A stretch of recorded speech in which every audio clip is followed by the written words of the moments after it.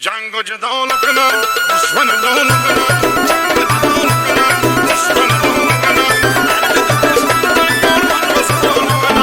با صدای گتا آقا حسینی،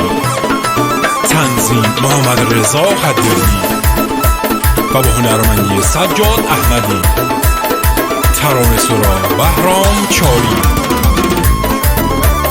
کاری از استودیو بلک وایت.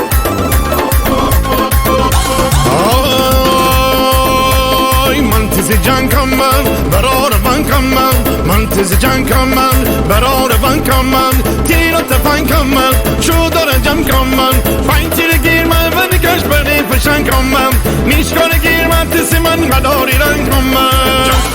جنگ و جدال کنم دشمن لال کنم جنگ و جدال کنم دشمن لال کنم هر جا تو دشمن داری یار من غزبان کنم هر جا تو دشمن داری یار من غزبان کنم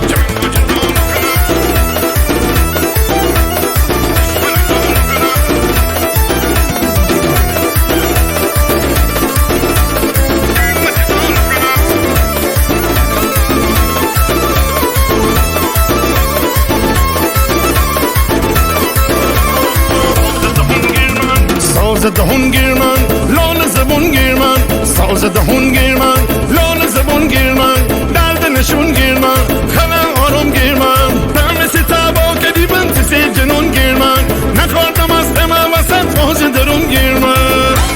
جنگ و جدال کنم دشمن لال کنم جنگ و جدال کنم دشمن لال کنم هر جا تو دشمن داری یار من غزبان کنم هر جا تو دشمن داری یار من غزبان کنم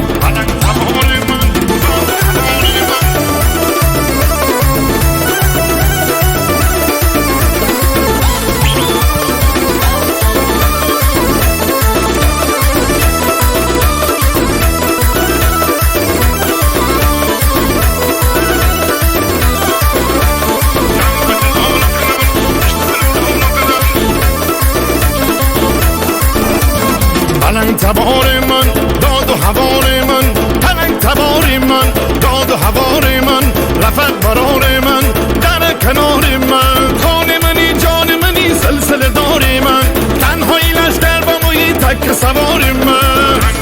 جنگ و جدال کنم دشمن لال کنم جنگ و جدال کنم دشمن لال کنم هر جا تو دشمن داری یار من غزبان کنم هر جا تو دشمن داری یار من غزبان کنم